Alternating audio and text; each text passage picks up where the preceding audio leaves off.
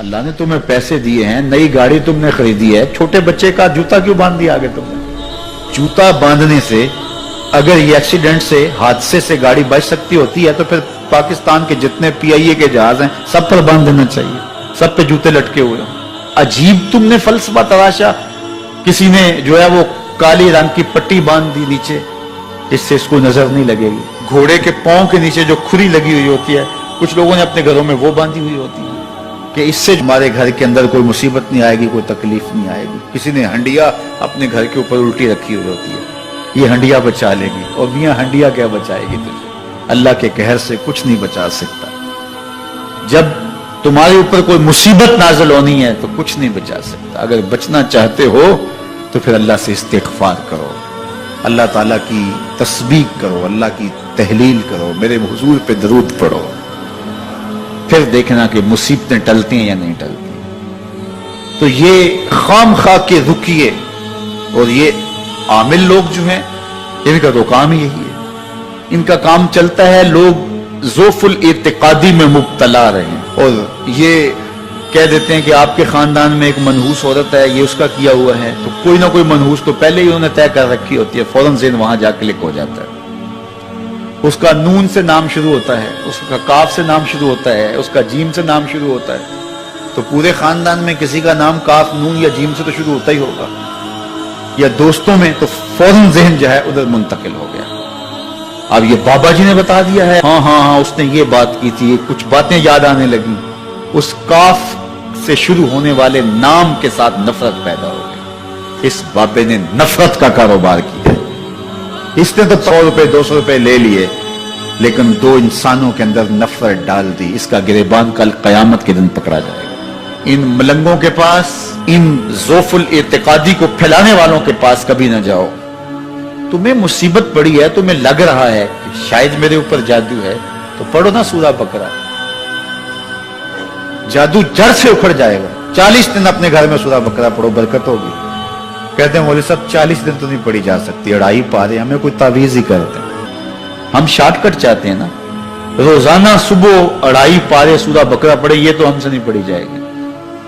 تو آپ کوئی تعویذ ہی لکھتے ہیں.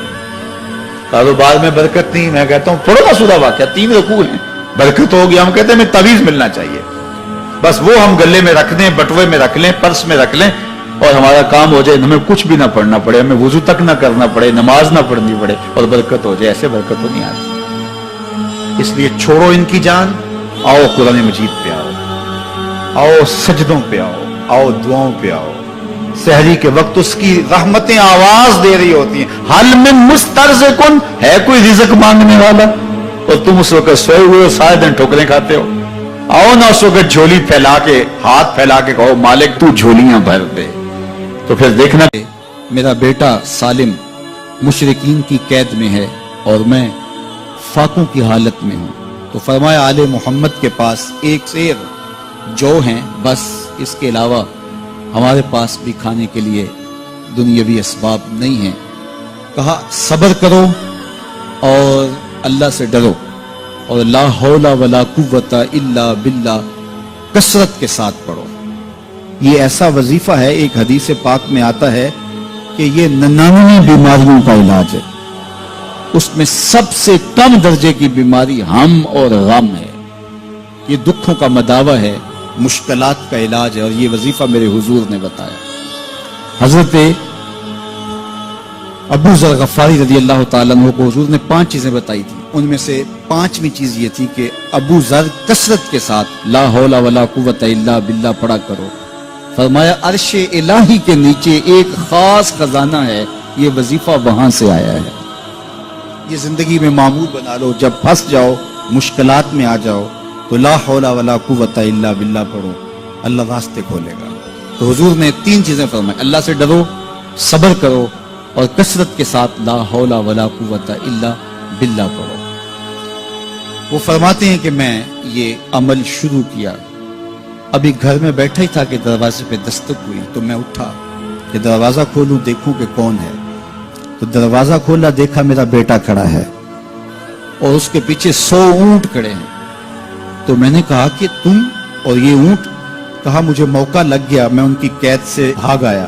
وَيَرْزُقْهُ مِنْ حَيْثُ لَا يَحْتَسِبُ، وہ تمہیں وہاں سے رزق دے گا جہاں سے تمہیں گمان بھی نہیں۔ اس کے ہو کے تو دیکھو، اللہ اکبر، اللہ کے ہو جاؤ تو پھر وہ تمہاری ضرورتوں کا کفیل ہو جائے۔ فرمایا حضرت عبداللہ ابن مسعود رضی اللہ تعالیٰ عنہ نے کہ کسی شخص کو فقر و فاقہ آ جائے تو وہ لوگوں کو بتائے کہ میں آج کل بڑے مشکل حالات میں ہوں، ہر وقت لوگوں کو بتاتا رہے تو اس کی مشکل بڑھے گی، اس کی مشکلیں آسان نہیں ہوں گی اس طرح۔ اور اگر وہ اپنی اس مشکل کو کسی سے شیئر نہ کرے بلکہ مصلی بچھا کے اپنے رب سے کہے کہ مالک فقر و فاقہ آ گیا ہے اور اس کا علاج تیرے پاس ہے، اس مرض کا مداوع تیرے پاس ہے۔ تو حضرت عبداللہ ابن مسعود فرماتے ہیں کہ رسول کریم نے فرمایا جلد یا بدیر اللہ اس کو مالا مال فرما دے گا۔ یہ بھی کبھی کر کے دیکھو، مشکل آ جائے، فاقہ آ جائے۔ اور قرآن مجید کا دل سورہ یاسین ہے، جس نے ایک مرتبہ سورہ یاسین کی تلاوت کی اللہ 10 مرتبہ قرآن پڑھنے کا ثواب عطا کرے۔ اور کتنا بڑا اجر ہے، آپ ایک سال میں بھی شاید 10 قرآن مجید نہ ختم کر سکے اور سورہ یاسین پڑھیں تو 10 مرتبہ قرآن مجید پڑھنے کا ثواب نصیب ہوگا۔ تو اپنی صبح کا آغاز سورہ یاسین سے کیا کریں، نماز فجر کے بعد اشراق تک سورہ یاسین پڑھ لیا کریں۔ سورہ یاسین اگر آپ پڑھ کے اپنے دن کا آغاز کرتے ہیں، آپ کا سارا دن خیر سے گزرے گا۔ اس دن اگر کاروبار کریں گے تو برکت ہوگی، اس دن بہت ساری بیماریوں سے، آفات و بلیات ارضیہ و سماویہ سے بچے رہیں گے، لوگوں کے شر سے، حادثات سے محفوظ رہیں گے۔ میرے حضور نے ارشاد فرمایا قرآن مجید میں ایک سورت ہے جس کی 30 آیات ہیں، اگر کوئی شخص اس کی تلاوت کرتا ہے تو وہ سورت پڑھنے والے کی شفاعت کرتی ہے، اور اتنی بار شفاعت کرتی ہے کہ اس کو بخشوا کے چھوڑتی ہے۔ وہ سورت کون سی ہے؟ وَهِيَ تَبَارَكَ الَّذِي بِيَدِهِ الْمُلْكُ، یہ سورۃ الملک ہے، 30 آیتیں ہیں۔ جو شخص اس کی تلاوت کرے یہ اتنی بار سفارش اللہ کی بارگاہ میں کرتی ہے کہ اپنے پڑھنے والے کو بخشوا کے چھوڑتی ہے۔ تو اپنے دن کا آغاز سورہ یاسین سے کریں اور اپنی شب کا آغاز سورہ ملک سے کریں۔ سونے سے پہلے سورہ ملک کی تلاوت ضرور کر لیں، انشاءاللہ اس سے رات برکت سے گزرے گی۔ جس نے ایک دن میں 100 مرتبہ سبحان اللہ و بحمدہ پڑھا، کتنی مرتبہ؟ 100 مرتبہ کیا پڑھا؟ سبحان اللہ و بحمدہ، فرمایا کہ اس کے گناہ سمندر کی جھاگ کے برابر بھی ہوں تو اللہ معاف فرما دے گا۔ تو یہ اپنے وظائف میں شامل کر لیجئے، سبحان اللہ و بحمدہ۔ اور حدیث بخاری ہے کہ 2 کلمے ایسے ہیں جو اللہ کو محبوب ہیں اور زبان پر مشکل نہیں، زبان پر بڑے آسان ہیں، اور جب میزان پہ رکھے جائیں گے تو پلڑے کو جھکا دیں گے، بڑے بھاری ہیں میزان پہ۔ وہ 2 کلمے یہی ہیں، سبحان اللہ و بحمدہ، سبحان اللہ العظیم۔ تو اگر اس کو 100 مرتبہ روزانہ پڑھے تو سمندر کی جھاگ کے برابر بھی گناہ ہو تو اللہ معاف فرما دیتا ہے۔ اللہ فرماتا ہے ما یفعل اللہ بعذابکم، وہ تمہیں عذاب دے کے کیا کرے گا؟ ذرا لہجہ دیکھیے، ذرا انداز، ما یفعل اللہ بعذابکم، وہ تمہیں عذاب دے کے کیا کرے گا؟ تم اس کی مخلوق ہو، اپنے دستے قدرت سے اس نے تمہیں بنایا ہے، تو وہ تمہیں عذاب دے کے کیا کرے گا؟ اس کی ضرورت نہیں ہے کہ تمہیں عذاب دے، نہ اس کی چاہت ہے کہ تمہیں عذاب دے، کوئی خود چھلانگے لگائے تو اس کی مرضی۔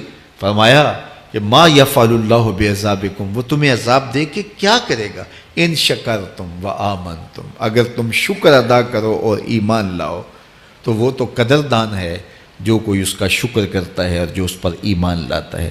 تو اللہ اس کے لیے عذاب نہیں رکھا، اس کے لیے رحمتیں رکھی ہوئی ہیں۔ تمہیں دست قدرت سے بنایا ہے اور وہ تمہیں خوش دیکھنا چاہتا ہے، تمہیں خوشحال دیکھنا چاہتا ہے، تمہیں سرشار دیکھنا چاہتا ہے، تمہیں نہال دیکھنا چاہتا ہے، تمہاری زندگی کو خوشگوار دیکھنا چاہتا ہے۔ تم نے اپنے آپ کو خود اپنے اعمال کی وجہ سے مصیبتوں میں ڈالا ہے، تو کہا شکر کرنے کی عادت ڈال لو، دیکھنا پھر اللہ تعالیٰ جل شانہ کی رحمتیں تمہارے اوپر کس طرح اترتی ہیں، اس کی نوازشیں تمہارے اوپر کیسے برستی ہیں۔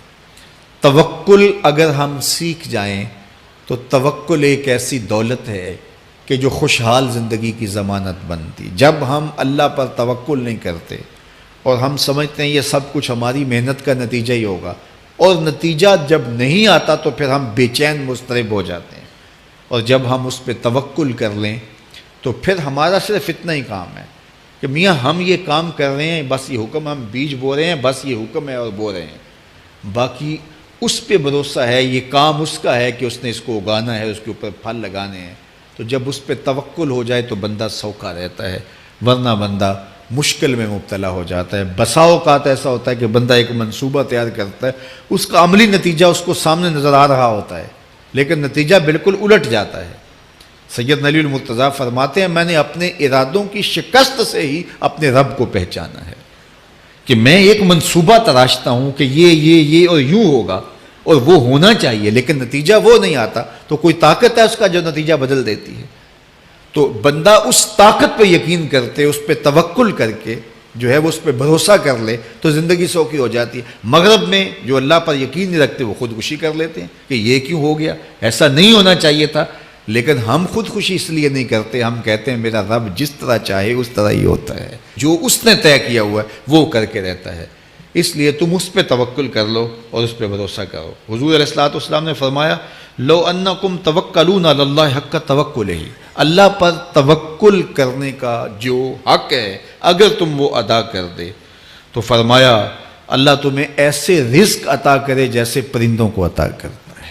ہمارا تو کاروبار ہے، یہ فیکٹری ہے، یہ دکان ہے، یہ ہماری نوکری ہے، ہم نے یہاں سے کمائی کرنی ہے۔ پرندوں کا کوئی کاروبار نہیں ہوتا، کوئی نوکری نہیں ہوتی، کوئی ٹھیا، کوئی اڈا نہیں ہوتا جہاں جا کے انہوں نے رزق کے لیے کوئی آغاز کرنا ہوتا ہے، بلکہ حضور نے فرمایا تغدو خماسا وتروح بطانا، جب وہ صبح گھر سے نکلتے ہیں تو خالی پیٹ نکلتے ہیں اور انہیں کوئی اپنی منزل کا تعین نہیں ہوتا، جدھر خیال آیا اڑ گئے ادھر، لیکن کبھی ایسا نہیں ہوا کہ شام کو خالی پیٹ واپس آئے ہوں، کہا وہ پیٹ بھر کے آتے ہیں۔ باہو بولے بن توکل پنچھی اڑ دے، خرچ نہ پلے زیرا ہو، جب گھر سے اڑتے ہیں تو ان کے پلے نہ کوئی خرچ ہوتا ہے، نہ راس المال ہوتا ہے، نہ کوئی اوزار ہوتے ہیں، نہ کوئی ہتھیار ہوتے ہیں، کچھ بھی نہیں ہوتا، یوں ہی گھر سے نکلتے ہیں، کبھی بھی خالی پیٹ نہیں آئے۔